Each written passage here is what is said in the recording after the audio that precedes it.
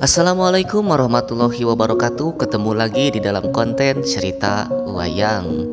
Terima kasih kepada teman-teman yang sudah mengklik video ini dan senantiasa menunggu daripada video-video baru daripada channel ini. Kita kembali akan meneruskan cerita tentang pengembaraan Batara Rama demi mendapatkan Dewi Sinta kembali.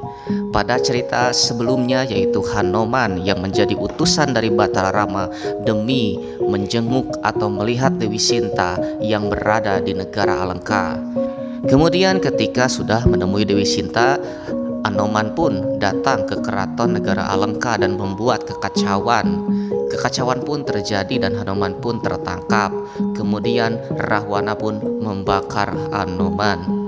Kemudian terjadi sesuatu, Hanoman yang dibakar oleh api yang sangat besar ternyata tidak terbakar dan bahkan tidak merasa kepanasan. Dan kemudian Hanoman pun berhasil lolos dan kemudian membakar keraton Alengka. Dan Rahwana pun sangat marah dibuatnya. Di sisi lain, Rahwana pun mengusir adiknya yaitu Gunawan Wibisana karena terkesan membela Batara Rama dan selalu menyarankan untuk menyerahkan kembali Dewi Sinta kepada Batara Rama. Kemudian Hanoman pun membawa Wibisana yang dengan keadaan terpincang karena kaki sebelah kanannya dipatahkan oleh Rahwana. Namun ada beberapa kejadian yang belum kita ceritakan. Ketika Hanoman Perbancana Suta sedang menyeberangi samudra sambil menggendong Wibisana, Hanoman pun membayangkan gadis yang ia temui yang menemani Dewi Sinta, yaitu Dewi Trijata. Dewi Trijata yang terbayang-bayang selama perjalanan menuju ke hutan Kiskenda kemudian terbayang terus, dan Hanoman pun mengeluarkan kama. Kama yang keluar dari Hanoman kemudian menetes di laut Samudra Hindi dan kemudian akan menimbulkan hal-hal atau masalah pada kesempatan yang akan datang. Baik teman-teman, penasaran dengan cerita selanjutnya? Baik, kita akan segera menceritakan kisah yang selanjutnya yang akan kita beri judul Rama Tambak. Scene langsung kita mulai, yaitu di pesisir di hutan Pancawati, yaitu di pesisir Mahendra. Batara Rama yang mendirikan sebuah pasanggerahan tentu sudah ditemui oleh Hanoman yang membawa bukti bahwa dia sudah menemui Dewi Sinta, yaitu cucuk gelung yang diserahkan kepada Dewi Sinta kepada Hanoman. Dan juga tentu saja di pihak mereka sudah bertambah sebuah kekuatan, yaitu adik daripada Rahwana yang berpihak kepada Batara Rama, tidak lain dan tidak bukan adalah Wibisana. Dan di kejadian itu kemudian Hanoman pun diperintahkan oleh Batara Rama untuk menyembuhkan kaki dari Wibisana. Hanoman pun kemudian diperintahkan untuk mencari sebuah tanaman yang berada di puncak gunung. Tanaman itu adalah Lato Mausani. Lato Mausani adalah sebuah tanaman yang bisa menyembuhkan penyakit apapun. Bahkan penyakit kematian yang belum saatnya pun bisa disembuhkan oleh tanaman Lato Mausani.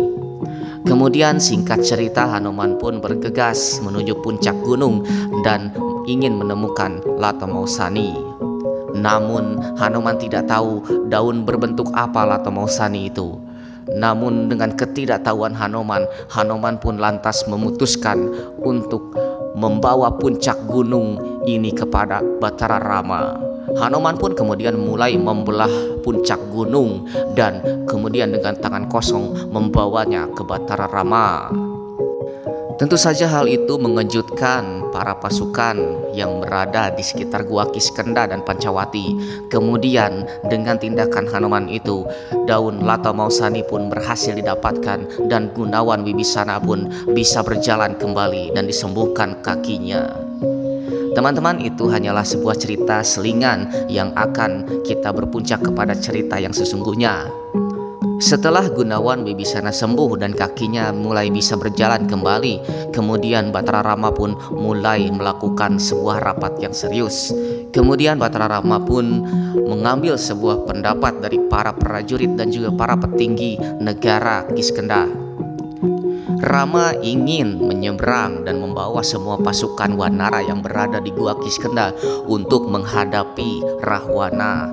Lalu kemudian Rama pun mulai mengatur strategi dan menanyakan wilayah mana dari hutan Pancawati ini yang paling dekat menghadap ke negara Alengka di seberang laut sana.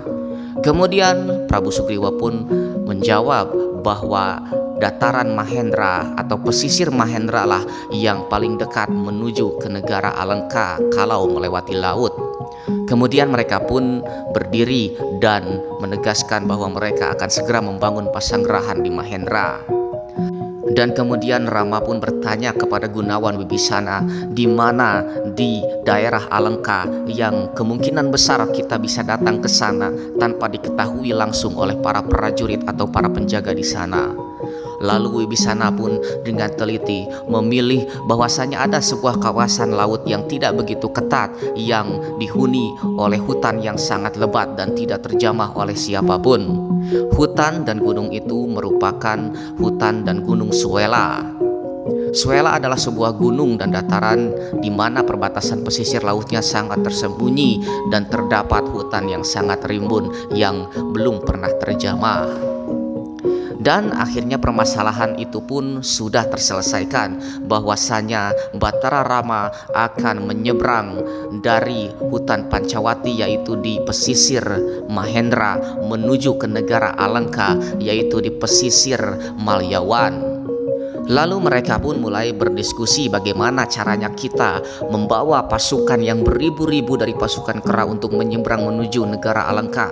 Apakah akan membuat perahu, membuat jembatan, atau berenang ke negara Alengka? Lalu kemudian datanglah Hanoman memberikan saran. Hanoman memberikan saran kepada Batara Rama bahwasanya biar saja semua pasukan, beribu-ribu pasukan kera ini dibawa semua oleh Hanoman.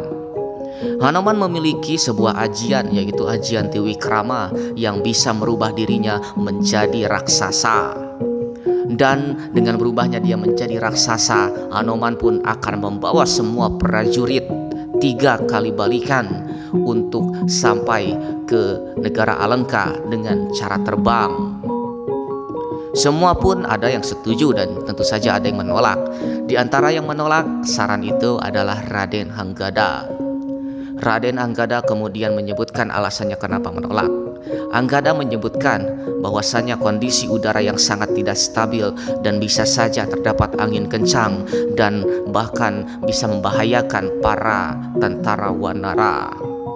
Saran itu pun kemudian disetujui oleh semua pasukan Wanara yang apabila takut kepada ketinggian tentu saja akan mengakibatkan jatuhnya dari ketinggian.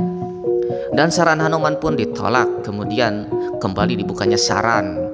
Lalu kemudian di sela-sela saran yang tidak diterima dari Hanoman, kemudian Wibisana pun mengajukan diri bahwasanya dia mempunyai ajian yang bisa menciptakan sebuah jembatan.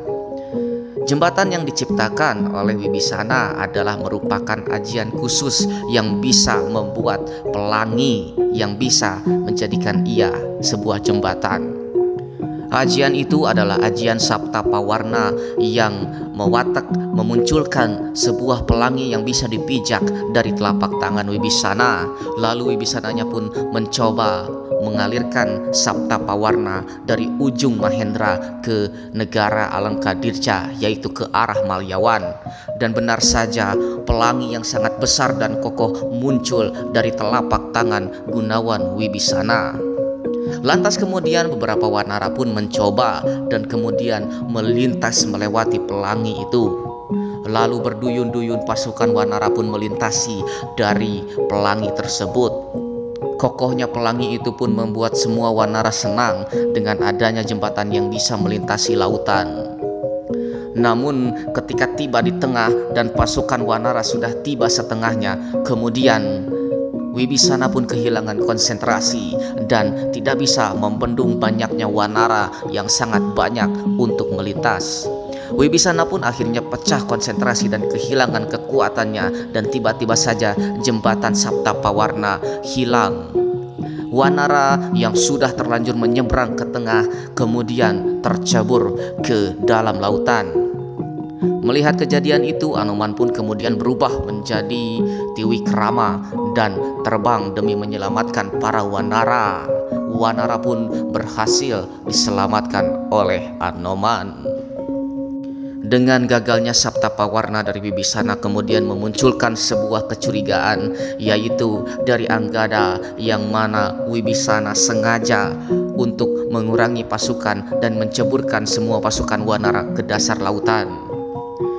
Kecurigaan itu pun semakin menumpuk dan semakin menyebar di kalangan para prajurit wanara, kemudian kembali ditenangkan oleh Batara Rama.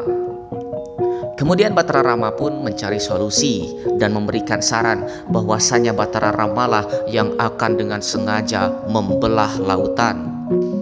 Batara Rama memiliki sebuah senjata yang bernama Gua Wijaya. Gua Wijaya yang kemudian dibentangkan ke lautan, tiba-tiba membelah lautan itu sampai ke ujung. Kemudian para wanara pun mulai menyeberang. Namun sebelum para wanara itu menyeberang, tiba-tiba ada sesosok makhluk yang keluar dari dasar lautan. Demi menyaksikan sebuah raksasa yang keluar dari dasar lautan, kemudian para wanara pun tidak jadi menyeberangi lautan dan kembali menepi. Dan ternyata raksasa laut itu adalah seekor naga yang sangat besar yang keluar dari dasar Samudra Hindi, yang kemudian menemui Batara Rama. Naga yang sangat besar itu tidak lain dan tidak bukan adalah Sang Hyang Naga Baruna. Naga Baruna kemudian mendekati Batara Rama dan mulai menanyakan apa yang sedang terjadi. Tentu saja dengan tatapan yang sangat mengancam dan dengan raut wajah yang sangat marah, Naga Baruna pun menuju ke rombongan Batara Rama dan para pasukan wanara. Baik teman-teman, cerita kali ini akan kita tutup dengan munculnya Naga Baruna ke permukaan. Naga Baruna muncul ke permukaan dan menemui Batara Rama serta pasukannya. Apa yang akan terjadi? Kemudian kita akan tunggu di video yang selanjutnya. Terima kasih kepada teman-teman yang sudah menonton video ini dan menunggu daripada kelanjutan cerita selanjutnya. Berikan dukungan kepada video ini dengan like, subscribe, serta komen. Dan jangan lupa berikan dukungan terbaik kepada channel ini. Terima kasih yang sudah menyaksikan, dan kita akan tutup sama-sama dengan tutup Lawang Sigotaka.